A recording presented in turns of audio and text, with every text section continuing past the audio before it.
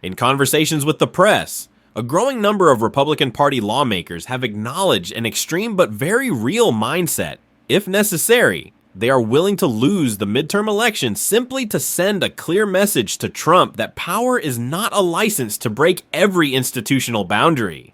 The Republican Party is losing control on the domestic front. Across the U.S., Republican Party lawmakers are being booed in their own districts. In Arizona, on the opening day of the legislative session, Republican legislators entered the chamber amid fierce protests from voters. This was not a demonstration organized by the opposition. It was a backlash from conservative voters themselves, many of them former Trump supporters, who now feel betrayed by what they see as repressive immigration policies. When voters cannot directly reach the White House, they vent their anger at the closest targets, Republican Party lawmakers at the local level. This explains why the reaction within the Republican Party is no longer theoretical, but has become a matter of political survival. In that context, the decision to target Jerome Powell became the breaking point. The first to break the silence was Senator Tom Tillis of North Carolina. Tillis did not use vague language.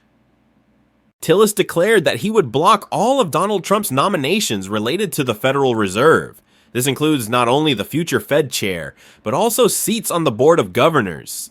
It was a direct strike at presidential power, using the Senate's constitutional authority to erect a barrier in front of the White House. More importantly, Tillis reversed the question onto the Department of Justice itself. If the DOJ can be used to serve the personal political goals of the president, then it is the DOJ that should be investigated. This was no longer an internal disagreement.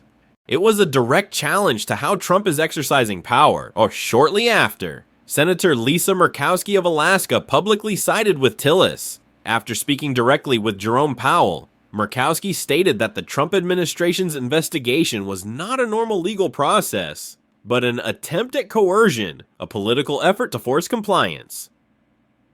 She warned that if the Federal Reserve loses its independence, the consequences will not stop in Washington, but will spill directly into financial markets and the U.S. economy. Murkowski did not stop at words. She supported blocking Fed nominations, turning individual dissent into an organized front within the Senate. From this point on, opposition to Trump was no longer isolated voices, but a growing trend. Senate Majority Leader John Thune, though more cautious, was also forced to speak out. He emphasized that the investigation into Powell must end quickly to avoid political interference in monetary policy. The message was clear. Trump is creating an unnecessary crisis, and the Republican Party will not absorb the fallout on his behalf. Steve Daines openly defended the independence of the Fed.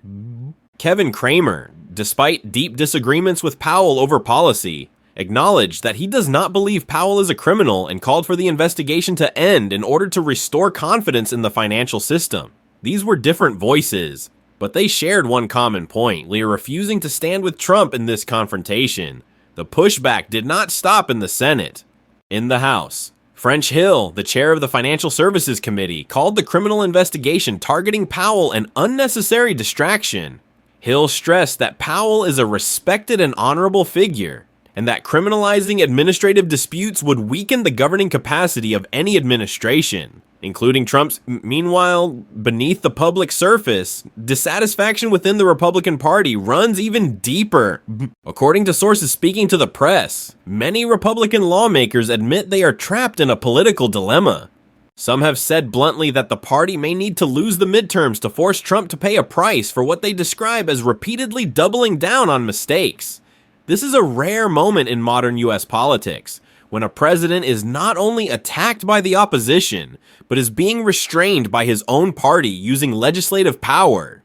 Donald Trump remains in the White House, but his grip over the Republican Party is slipping, and when a president begins to lose control over his own party, the question is no longer what he will do next, but how long the system can endure before it is forced to protect itself. Before internal resistance within the Republican Party had time to settle, another blow, far more institutional in nature, landed directly on the White House. This time, it was not just sitting lawmakers, but figures who once stood at the peak of U.S. economic power, former Federal Reserve chairs and former Treasury secretaries from both parties, who spoke out in unison that this is extremely rare. Individuals appointed by both Democratic and Republican presidents, figures who had deep policy disagreements for decades, now stood together behind a single statement. The message was blunt and undiplomatic. They warned that the DOJ's criminal investigation of the Fed chair is unprecedented in modern U.S. history and poses a direct threat to the independence of monetary policy. The political significance of this message is enormous. It does not target Powell as an individual. Yes, it targets how Donald Trump is using state power. Former Fed and Treasury leaders warned that this kind of interference is typically seen only in countries with weak institutions, where politics dominates central banks, leading to inflation, loss of market confidence, and prolonged economic instability. Placing the U.S. in that same comparison was a devastating blow to the credibility of the Trump administration. At this point, Donald Trump is nearly institutionally isolated. He no longer enjoys unconditional protection from his own party. He is publicly warned by senior former officials from both parties. Even figures within the MAGA ecosystem are beginning to struggle to defend an investigation whose political nature is painfully obvious. Yet instead of pulling back, the White House descended into chaos. Sources indicate infighting and blame shifting within the administration itself. Individuals close to Trump were accused of provoking the attack on Jerome Powell, even bringing threatening symbolism to persuade the president to stay in. When this information leaked, the White House did not attempt to explain the substance of the decision, but instead searched for the source of the leak. This revealed that the priority was not controlling power, but controlling the narrative. That image became even more distorted as House Speaker Mike Johnson repeatedly avoided the press.